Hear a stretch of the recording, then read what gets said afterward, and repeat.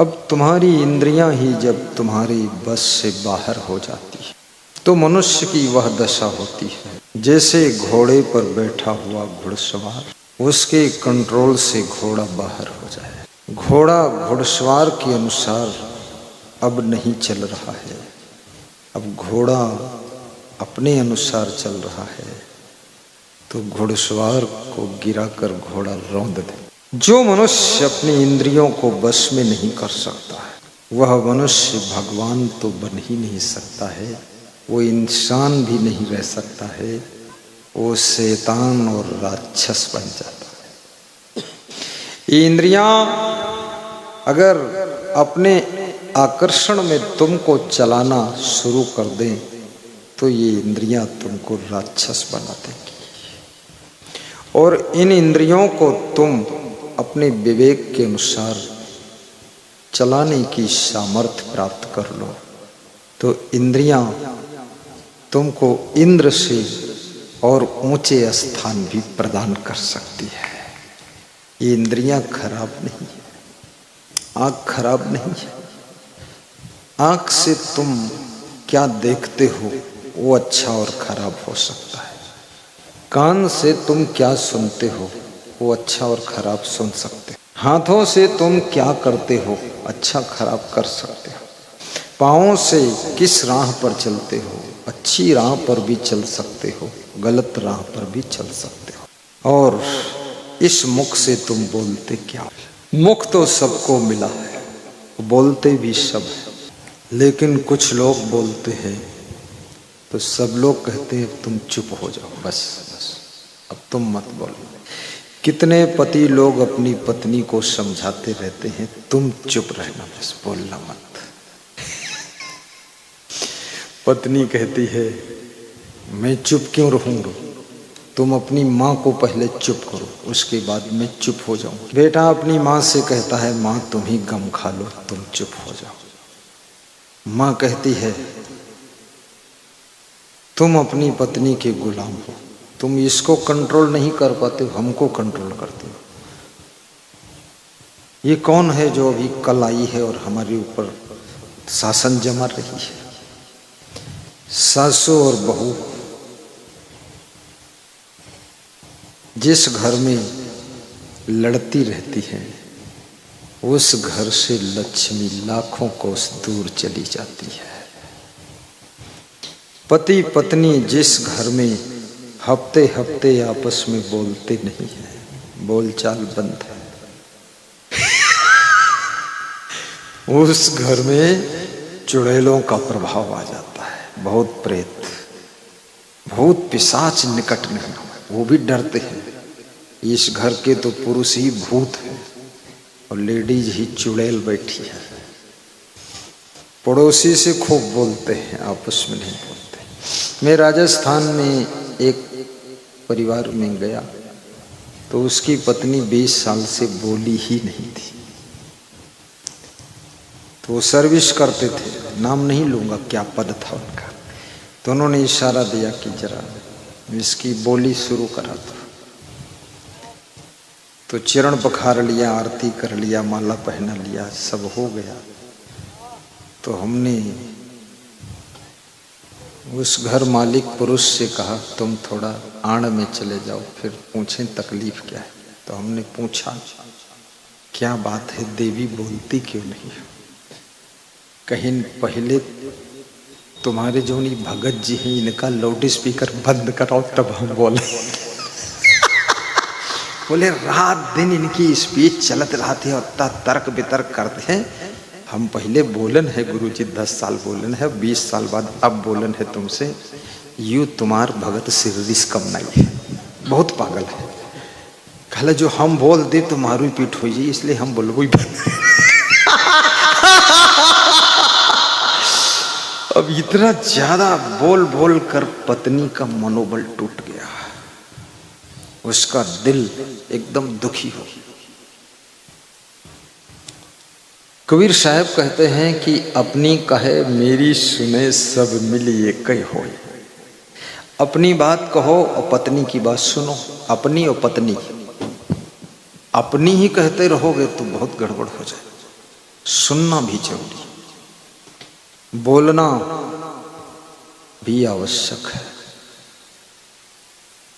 क्योंकि वाणी बोलने की कला आ जाए तो वाणी तो अमृत वाणी है, और बोलने की कला ना जाए तो वाणी बाण भी है। बोलने का ढंग सीखो।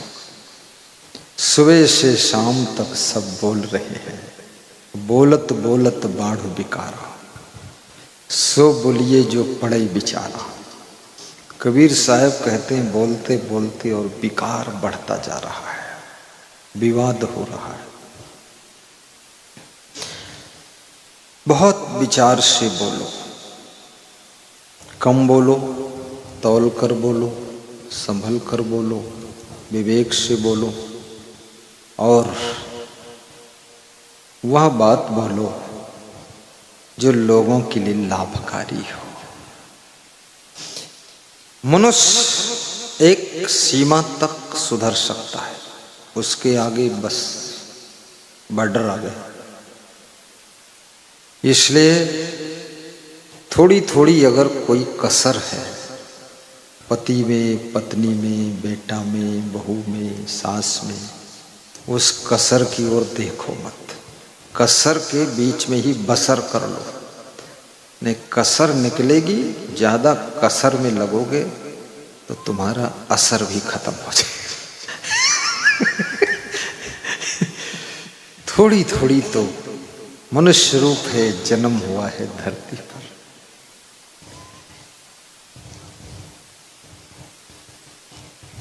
वो क्षमा है क्षमा मेरी गलती करे, मेरा अधिकार उनको मनाने का है।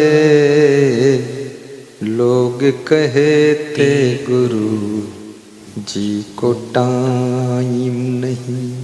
राजेश वर्मा डिस्ट्रिक्ट जज के अकाउंटेंट, बहुत बड़ा अफसर ये भी है। राजेश खड़े हो जाओ, तुम शर्माते बहुत। ये हमारे बचपन के महान प्रेमी भक्त। हम जब पैदल चलते थे तब ये कमंडल लेकर हमारे साथ चलते थे, और हंसने में ये भी नंबर एक और हम भी नंबर एक। सत्संग वत्संग नहीं करते थे, ये भी हंसते थे, हम भी हंसते थे। हंसते हंसते ये अफसर बन गया, हम महान संत गुरु बन गए। धन्य हो। वो क्षमा है क्षमा मेरी गलती करे। आओ साहेब पधारो, बैठो। महान संत श्री अविनाशी साहेब का आगमन कबीर आश्रम मुजहना से हो चुका है। आप सबको न्योता देने आए हैं। आने दो साहेब को, आ जाने दो। रस्सी खोल दो बेटा, थोड़ा चढ़ जाने दो। 7 और 8 नवंबर को उनके आश्रम पर भव्य कार्यक्रम है। आज के लगभग 19 दिन के बाद कार्यक्रम, तब तक तुम्हारा धान कट जाएगा। साहेब कुशल मंगल, ठीक, बैठिए। लाओ माला पहना दो साहेब को। ताली तुम बजा दिया करो।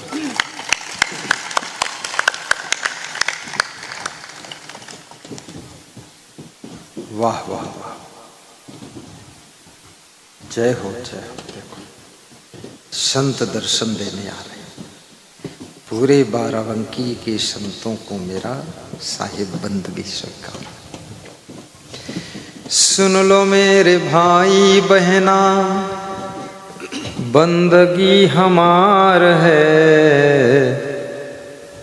लगता अब्दुल्लापुर में घर घर त्योहार है। लगता अब्दुल्लापुर में घर घर त्योहार है। घर घर त्योहार है, घर घर बाहर है। घर घर त्योहार है। गाओ गाओ, घर घर शर्माया ना करो। मैं तो कहीं गाना सीखा ही नहीं। भाई बहना बंदगी, कौन ताल है कौन स्वर है, सुन लो पता ही नहीं मेरे भाई बहना, स्वर से रिश्ता है ही नहीं ईश्वर का, बिना स्वर की ईश्वर मिल जाता है। इसलिए गाओ अंधाधुंध गायक बनो, ढोल अलग बजे तुम अलग बजाओ। सुन लो मेरे भाई बहना बंदगी हमार है, और लगता है अब्दुल्लापुर में घर घर त्योहार है। लगता अब्दुल्लापुर में घर घर त्योहार है, घर घर त्योहार है, आया बाहर है। सुन लो मेरे भाई बहना बंदगी हमारे है, सुन लो मेरे भाई बहना बंदगी हमारे है। मैं बिहार में जाता हूँ, वहाँ के साधु लोग ये गाते हैं। बिहार के सभी संत हमारे प्रेमी हैं, हजारों संत। संतों से प्रेम रखना चाहिए। सुन लो मेरे भाई बहना बंदगी हमारे। तो मैं आपको जो सुना रहा था, कहाँ पर था बता सकता कोई? कौन सा प्रसंग था? प्रसंग प्रसंग छोड़ो, रसोई में जौन हो तो उन परस दो, सब खाए ले। कौन कसर असर उसी में करो बसर, और घर में न करो खुसुर फुसर। साहिब बंदगी। तो परिवार प्रेम से ही चलता है, और प्रेम बहुत बड़ी चीज है। इसलिए प्रेम को समझना, प्रेम की महिमा को समझो। तो भगवान श्री राम 10 इंद्रियों को परिष्कृत और बुराइयों को बहिष्कृत, दुष्टों को तिरस्कृत, ऋषि मुनियों को स्वीकृत करने के लिए वन को गए थे। और लोग समझते हैं भगवान बन गए। भगवान वन के ऋषि मुनियों साधु संतों के दुख को दूर करने गए थे। सकल मुनि की आश्रमन जाय जाय सुख दीन।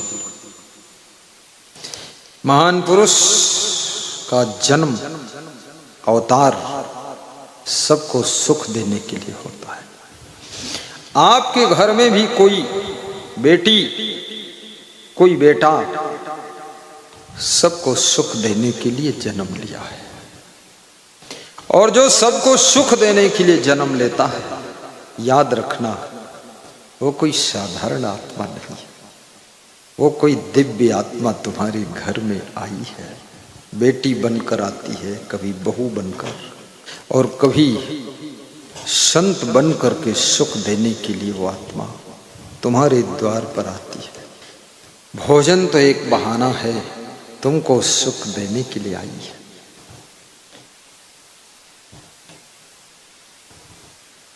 गुरु शिष्य किसी गांव से होकर जा रहे थे। गांव पार कर गए, दूसरा गांव आ गया, पार कर 20 गांव पार कर, शाम हो गई। शिष्य कहने लगा, गुरुजी अब रात्रि विश्राम के लिए कहीं स्थान ढूंढ लिया जाए। कुछ ऐसे संत हैं जिनको रात्रि विश्राम के लिए प्री पैलेस नहीं है, कहीं रुक जाएंगे, कहीं भोजन कर लेंगे, कहीं सो जाएंगे। ऐसे भी संत होते। गुरु ने कहा चिंता मत करो, कहीं रुक जाएंगे। गांव पार होते जा रहे हैं, अंधकार होने लगा है, सूर्य अस्त हो चुका है। शिष्य के मन में भय बढ़ रहा है। अंधकार हमेशा भय को जन्म देता है। अज्ञान रूपी अंधकार सबको भयभीत कर देता है। और ये बाहर का अंधकार उतना अंधकार खतरनाक नहीं है जितना तुम्हारे भीतर अज्ञान का अंधकार है। बाहर के अंधेरे में भटका हुआ आदमी रास्ता पा जाएगा, लेकिन अगर अज्ञान रूपी अंधकार में जो भटक गया है उसको रास्ता कौन बताएगा? कैसे मिलेगा रास्ता? बुद्धम शरणम गच्छामि, सत्यम शरणम गच्छामि। बुद्ध की शरण में आ जाओ। बुद्ध कौन? जिसको आत्मज्ञान हो गया है वो बुद्ध रूप होता है। गांव से बाहर खेतों में एक झोपड़ी दिखती है, उसमें दीपक जल रहा है। हल्की सी रोशनी दिखाई दी। गुरु ने कहा आज रात्रि विश्राम इसी किसान के यहाँ झोपड़ी में होगा। शिष्य का मन था कि गांव में गुरुजी ठहरे तो अच्छा है, ये खेत में किसान का घर है, यहाँ रात में कोई बात हो जाए तो कोई बचाने वाला भी नहीं है। लेकिन गुरु ने डिसीजन ले लिया कि रात यहीं रुकना है। एकांत बासा झगड़ा ना झांसा। एकांतवास। अपने घर में भी एक कमरा ऐसा बनाइए जिस कमरे में एकांत, शांत, नितांत, प्रशांत होकर के कम से कम आधा घंटे बैठा करो। थोड़ा उसी में लेटा करो, थोड़ा उसी में योगा करो, थोड़ा उसी में ध्यान करो, थोड़ा उसी में बैठकर प्रवचन सुनो और अपने गुरु की तस्वीर भी लगा लो। एक कमरा ऐसा बना लो जहां बच्चों का आना मना है। जब बच्चे बड़े हो जाएं तब उनको एंट्री दीजिए। कम से कम मन की शांति के लिए एकांतवास तुम्हारे घर के भीतर ही होना चाहिए। जंगलों में एकांतवास नहीं कर सकते, वहां शेर बाघ रहते हैं। बगीचे सब समाप्त हो चुके हैं। जनसंख्या निरंतर बढ़ती चली जा रही है और कुछ लोग जनसंख्या की चिंता ही नहीं कर रहे। हम दो हमारे 200 की संख्या बढ़ा रहे हैं और हिंदू धर्म में कहते हम दो हमारे आधा। इनका मामला बहुत खतरनाक है। हम दो हमारे आधा। अभी तो कहते हम दो हमारे दो, हम दो हमारे एक, फिर हम दो हमारे आधा। ये देख लेना आधा आधा टुकड़ा होगा। कम से कम पांडव 5 भाई थे, 5 तो होना ही चाहिए। मोदी जी भी 5-6 भाई हैं, तुमको भी 5-6 होना चाहिए। उसी में से एक पीएम बनेगा। और पीएम बनने वाला तुमने पैदा ही नहीं किया, पीने वाला पैदा किया।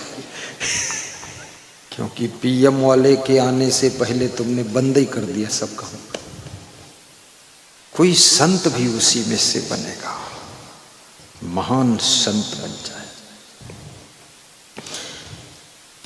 बहुत कम बच्चे आपके हिंदू धर्म के लिए भी चिंता का विषय है। और हिंदुओं के रहने के लिए सबसे सुंदर स्थान ये भारत माता की गोद है, ये हिंदुस्तान का हृदय है। इससे अच्छी जगह और कहीं नहीं। मैं इंडोनेशिया गया, मलेशिया गया, थाईलैंड गया, लंका गया, आबू धाबी गया और दुबई भी गया और 2-3 देश में गया। मुझे हिंदुस्तान जैसा कोई देश नहीं मिला। आज अमेरिका से सुबह सुबह फोन आया, हेमंत भाई, नलिनी भाई, बिन्नी, उनके बेटे का कुछ नाम था, सबने बात किया, आशीर्वाद लिया, दीपावली का जन्मोत्सव की शुभकामना मुझे दिया और बड़े खुश थे। कह रहे थे अमेरिका आना तो मेरे यहाँ ही पहले आना, दूसरे के हम मत जाना। हमने कहा ट्रंप का माइंड शांत हो जाए तब अमेरिका हो, नहीं कहीं ट्रंप ले लिया जंप तो आएगा भूकंप, वहां फंस गए गुरुजी अमेरिका में। दूसरे देशों में पराधीनता भी बहुत है, अपना घर तो अपना घर है। इसलिए मनुष्य किसी के घर में मेहमान बनता है, आश्रम में जाता है या कहीं जाता है, XYZ फॉरेन कंट्री, लेकिन थोड़े दिन के बाद कहता है चलो अपने घर चले, चलो अपने घर चले। अभी सत्संग से तुम छूटोगे यही कहोगे, चलो अपने घर चले, चलो घर चले। क्यों कहोगे? घर जैसा और कहीं नहीं। घर में क्या विशेषता है? दो चीजें ऐसी हैं जो केवल अपने घर में मिलती हैं और किसी के घर में नहीं मिलती। वो कौन सी चीजें हैं? खाना पीना सोना ये सब घर में मिल जाएगा, दूसरे घर मिल जाएगा, खूब मिल जाएगा, गद्दा रजाई मिल जाएगा, डबल डबल मिल जाएगा, पूड़ी कचौड़ी मिल जाएगा, लेकिन दो चीजें तुमको मिलेंगी तो केवल अपने घर में मिलेंगी। आज बता दूं कि कल बताऊं कौन सी दो चीजें? आज कल सुन लोगे तो क्या हर्ज है, कल भी चालू रहने दो। कल तो दीपावली है, होने दो दीपावली यही। सब लोग एक एक दीपक जला देना, मैं भी एक जला दूंगा और दीपावली मना लेंगे, भगवान राम की खुशियां मिल जाएंगी। बोल दो, कह दो कल करो, कल बताओ, किसी का मन नहीं। कल जो है वही बात अपने घर, सब अपने घर। क्या होगा अपने घर? सोचो, अपना घर। अपने घर में दो बातें मिलती है, ध्यान देना। मंजू देवी कहाँ है? मंजू इसमें सब ढूंढे नहीं मिलती है, सब रंग बिरंगी साड़ियों में छिप गई मंजू, छिप गई गीता देवी।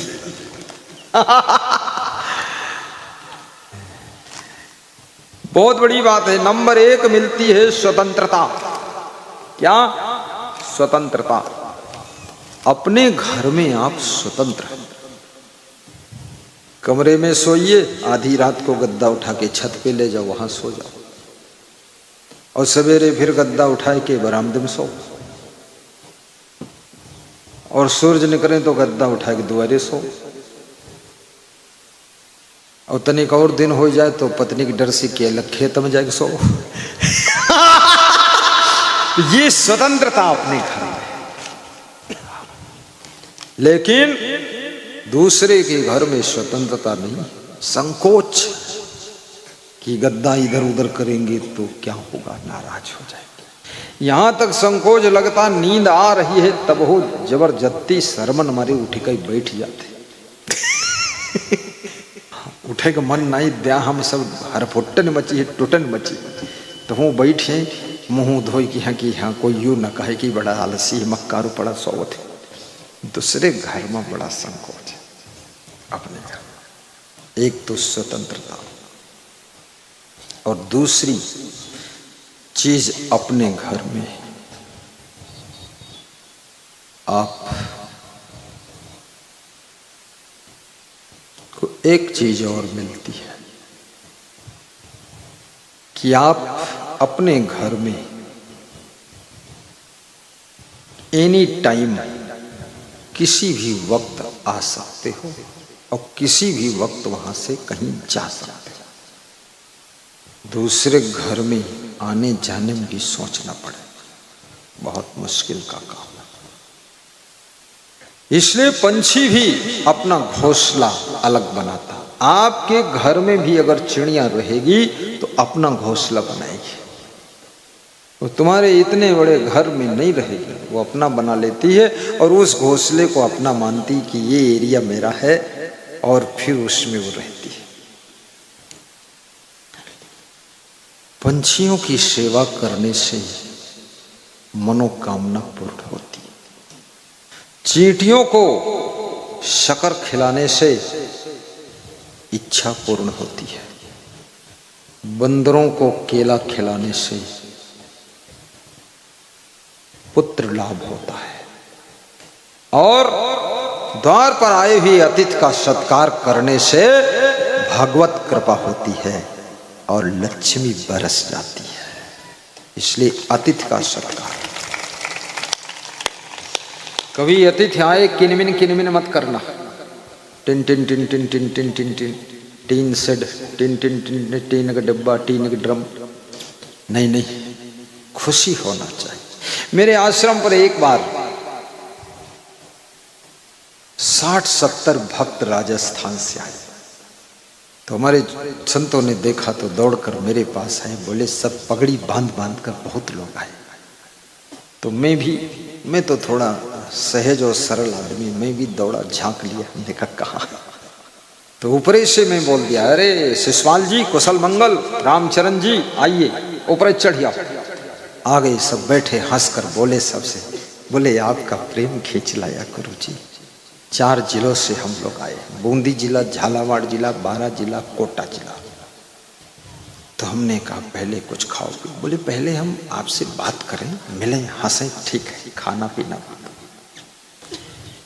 अतिथि के आने पर जो खुश होता है, याद रखना उसके घर में कभी दरिद्र नहीं आता है।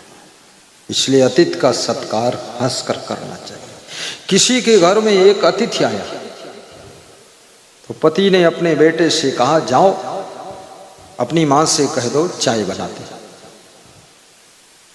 आधा घंटे हो गया, चाय बनकर नहीं आई, तो अतिथि ऊब गया, बोला अब मैं जा रहा हूं, अगली बार आऊंगा तो चाय पी लूंगा। अरे नहीं जा सकते आप, बैठो। बुलाया बच्चे को, बोले चाय में क्या बात है?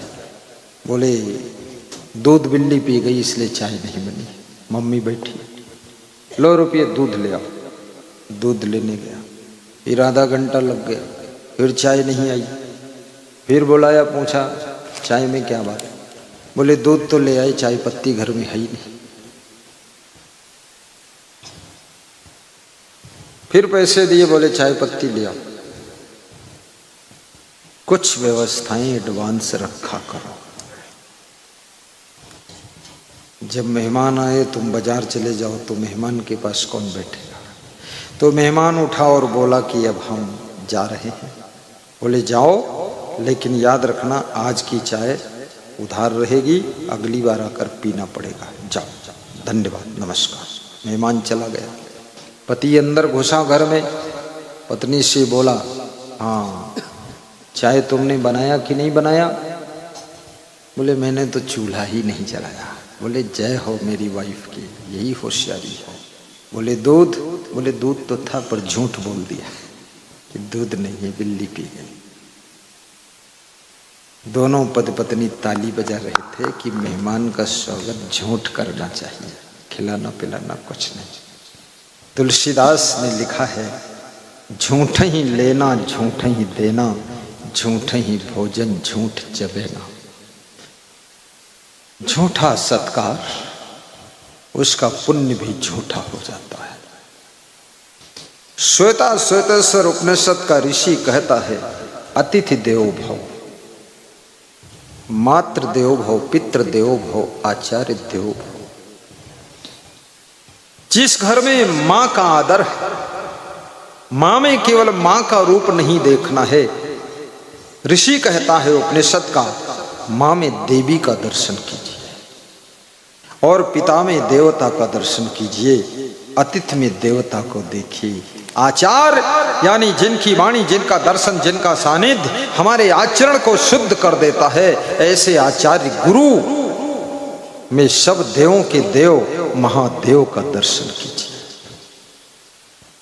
गुरु कोई साधारण चीज नहीं है, तुम्हारे आचरण को शुद्ध करने का काम करता है, उसका नाम गुरु है। चरित्रवान बनाता है।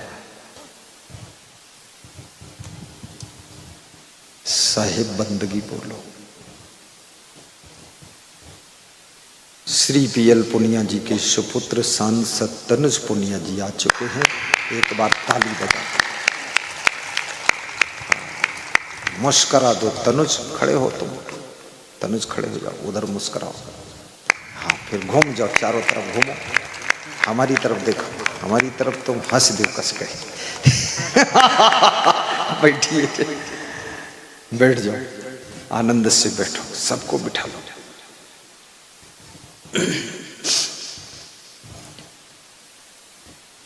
आचार्य देवोभव, तो मैं आपको सुना रहा था, गुरु शिष्य दोनों एक किसान की झोपड़ी में रात ठहर जाते हैं। तुम्हारे यहां कौन आया है, कौन रात ठहरना चाहता है, किसके चरण पड़ने जा रहे? किसान बहुत प्रेमी था। कुछ लोग बहुत प्रेमी होते हैं, वो जन्म से ही प्रेमी होते हैं, उनमें प्रेम ही प्रेम भरा होता है। इस जमाने के प्रभु सागर हो तुम, प्रेम के सागर अवधेश, खुश रहना। इस जमाने के प्रभु सागर हो तुम, प्रेमियों के प्रेम के सागर हो तुम, प्रेमियों के प्रेम के सागर हो तुम, सारे प्रेमी सर झुकाने आ गए, सारे प्रेमी सर झुकाने आ गए। झुकना प्रेम का स्वभाव है, अकड़ना अहंकार का स्वभाव है। जहां अकड़ होती है वहां प्रेम भाग जाता है, जहां विनम्रता होती है वहां प्रेम सागर बन जाता है, और जहां अहंकार है वहां संस्कार मर जाते हैं। जहां संस्कार है वहां अहंकार विलुप्त हो जाता है। झुकना महान की पहचान है, अकड़ना मुर्दे की पहचान है।